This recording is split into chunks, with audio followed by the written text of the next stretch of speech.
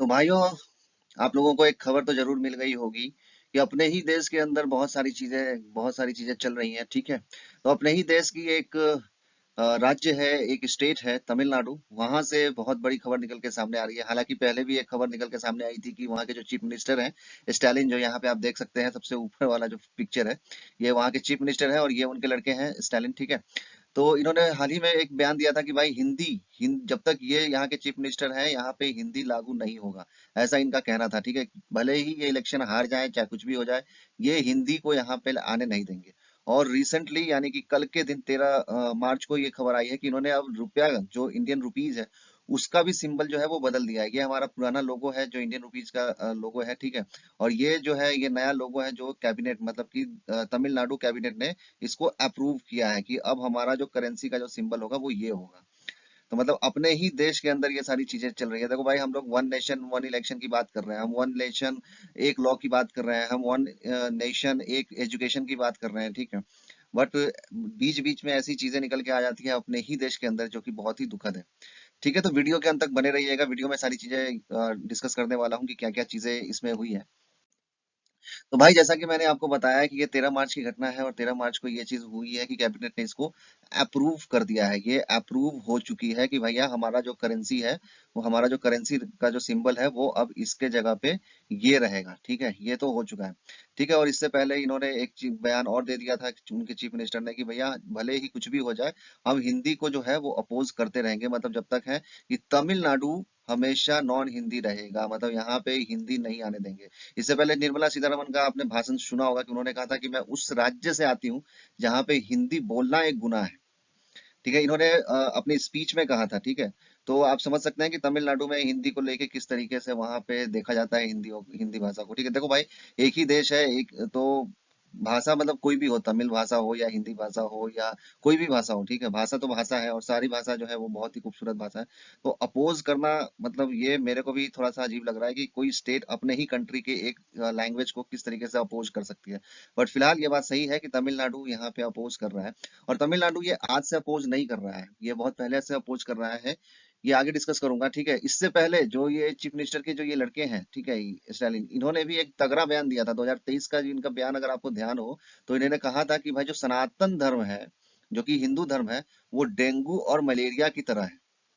ये इनका बयान है, 2023 में इन्होंने एक बयान दिया था। ठीक है, इन्होंने मतलब कि सोचिए कि वहां पे हिंदुओं को लेके किस तरीके का बयान इस बंदे ने दिया है। और ये बंदा वहां का क्या है पता है, इसने मतलब वहां पे फिल्म में मतलब एज एन एक्टर काम किया है। ये आप सोच के देखो कि ये एज एन एक्टर था। अभी यहाँ वहाँ का वाइस चीफ मिनिस्टर है, मतलब वाइस सीएम है उस राज्य का, और इनका बेटा है। इनके बेटे होने की वजह से ये अभी वहाँ का वाइस चीफ मिनिस्टर है। और वाइस चीफ मिनिस्टर के मुंह से ये सारी चीजें निकल के आई कि हिंदू जो है वो मतलब क्या है, डेंगू और मलेरिया की तरह है। आप इससे अंदाजा लगा सकते हैं कि मतलब इसकी मानसिकता किस तरीके की है। मतलब जिस देश में ये है और हिंद मतलब आपको ये जान के हैरानी होगी कि तमिलनाडु जो स्टेट है ना, वो हिंदू मेजोरिटी स्टेट है। मतलब यहाँ हिंदू की पॉपुलेशन लगभग 87% के आसपास है। वहां पे ये बंदा इस तरीके का बयान दे रहा है। आप खुद सोच के देखिए कि मतलब कि जहाँ पे हिंदू रह रहा है, वहीं पे हिंदुओं के बारे में इस तरीके की बयान समझ निकल के सामने आती है। इन लोगों की वहां पे आवाज क्यों नहीं निकलती? ये लोग आज तक आईएसआई, लश्कर तैयबा, इन सब पे आज तक कभी नहीं बोल पाए, लेकिन हिंदुओं के बारे में बोलना हो तो तुरंत, क्योंकि उनको पता है कि हिंदू की तरफ से उस तरीके का रिटेलिएट नहीं होगा जिस तरीके का रिटेलिएट यहाँ से हो सकता है।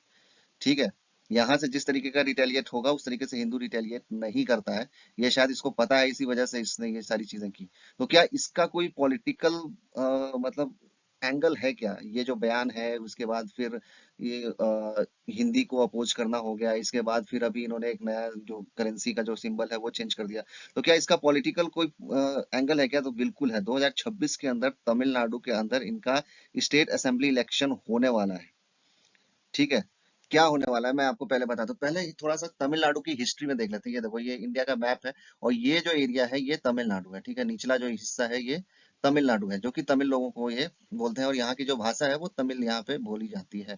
ठीक है, ये आप देख सकते हैं कि यहाँ पे एक बड़ा मैप हमने यहाँ पे आपको रखा है कि ये आपको समझने में आसानी होगी कि ये जो पूरा एरिया है ये तमिलनाडु है। इसमें ये जो दो एरिया है, पौंडीचेरी, जिसको पुदुचेरी के नाम से जानते हैं, ये यूटी है। इसके अलावा ये जो होल आप देख सकते हैं ये पूरा तमिलनाडु जो है अलग स्टेट है। ठीक है, और यहाँ की जो राजधानी है वो चेन्नई है। तो यहाँ पे जो हिंदी का जो अपोज है ना, एंटी हिंदी जिसको आप बोल सकते हैं कि एंटी हिंदी आप यहाँ पे बोल सकते हैं। ये एंटी हिंदी ये आज का नहीं है, ये बहुत पहले से है। और ये जो है श्री राजा गोपालचारी जी का ये तस्वीर है, ठीक है। ये जब कांग्रेस के लीडर थे, यानी कि मैं बात कर रहा हूँ 1937 आजादी से पहले की मैं यहाँ पे बात कर रहा हूँ। और सोचिए कि हमारी जो कांग्रेस मतलब कि कभी कभी ऐसा लगता है कि मतलब कि कितनी वीक हमारी मतलब कांग्रेस कितनी तेज और बहुत चालाक थी कि इसको पहले से पता था कि इलेक्शन कैसे जीता जाता है।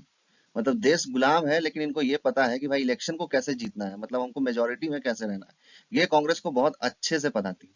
कैसे, मैं आपको बताता हूँ। देखो 1937 में श्री राजा गोपालचारी जी जो थे वो कांग्रेस के अध्यक्ष थे, ठीक है। इन्हीं की अध्यक्षता में ये सारी चीजें हुई, ठीक है। इन्होंने ही मतलब कि कांग्रेस ने सपोर्ट किया था उस टाइम हिंदी, जो वहां पे मद्रास प्रेसिडेंसी थी जो ये मांग कर रही थी कि हमारे स्कूल से हिंदी को जो हिंदी पढ़ना है उसको हटा दिया जाए, मतलब कि उसको कंपलसरी ना रखा जाए। उसमें कांग्रेस ने सपोर्ट किया था, उसकी अध्यक्षता यही कर रहे थे, ठीक है। इसको मतलब सपोर्ट किया था उन्होंने।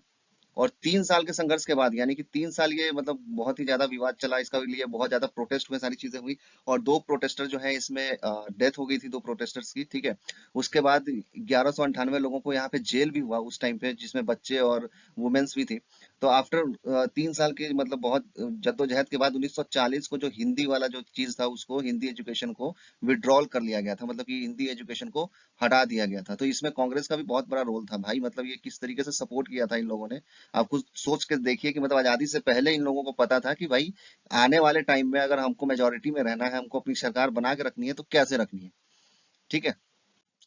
देखिए जैसा कि मैंने कहा कि इसका कोई पॉलिटिकल एंगल है, तो बिल्कुल मैं आपको बता दूं कि इसका पॉलिटिकल एंगल बिल्कुल है। देखिए एक पर एक बयान आया, पहले तो हिंदू को लेके जिस तरीके का बयान दिया गया वहां के वाइस जो चीफ मिनिस्टर है स्टालिन उनके द्वारा। तो उसके बाद क्या होता है कि देखो ये तो सभी को भली भांति पता है कि भाई वहां पे एंटी हिंदी चलता ही है, वहां पे एंटी हिंदी चल रहा है। लेकिन इसका मतलब ये नहीं है ना कि वहां पे हिंदू मेजोरिटी नहीं है। वहां पे हिंदू मेजोरिटी जैसा मैंने कहा 87% के आसपास वहां पे हिंदू मेजोरिटी है। 2011 सेंसस की अगर आप बात करें तो 7.21 करोड़ वहां की जनसंख्या है, जिसमें से 6.31 करोड़ जो लोग हैं वो हिंदू हैं, ठीक है। इसके अलावा 44 लाख क्रिश्चियन है, 42 लाख के आसपास वहां पे मुस्लिम्स हैं, ठीक है। और 0.7% जो है वो नास्तिक है, मतलब जो किसी धर्म को नहीं मानते हैं।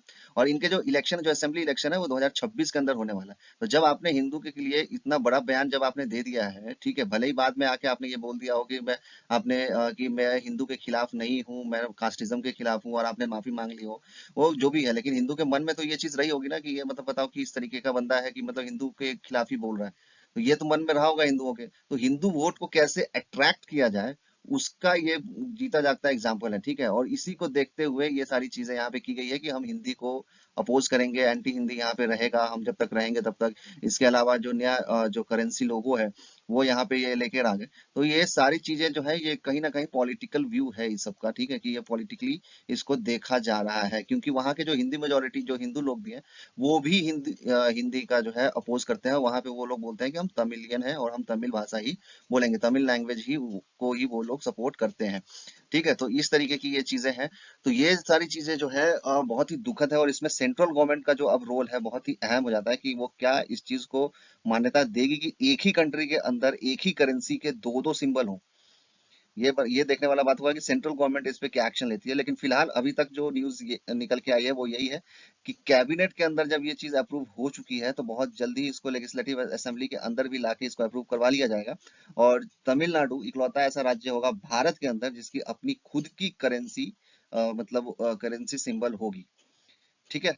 तो ऐसे ही तमाम अपडेट्स के लिए बने रहिएगा हमारे साथ। उम्मीद करता हूं कि मैंने अपने वीडियो में आपको सारी चीजें समझाने की कोशिश की है। अगर आपको वीडियो अच्छा लगा होगा तो वीडियो को लाइक जरूर कर देना और अपने दोस्तों के साथ शेयर कर देना। अगर चैनल पे नए हैं तो चैनल को सब्सक्राइब भी कर लेना और बेल आइकन को दबा के रखना, ताकि हमारे अपकमिंग वीडियोज की नोटिफिकेशन आपको मिलती रहे। तो मिलते हैं गाइज अपने नेक्स्ट वीडियो में, तब तक के लिए गुड बाय, टेक केयर।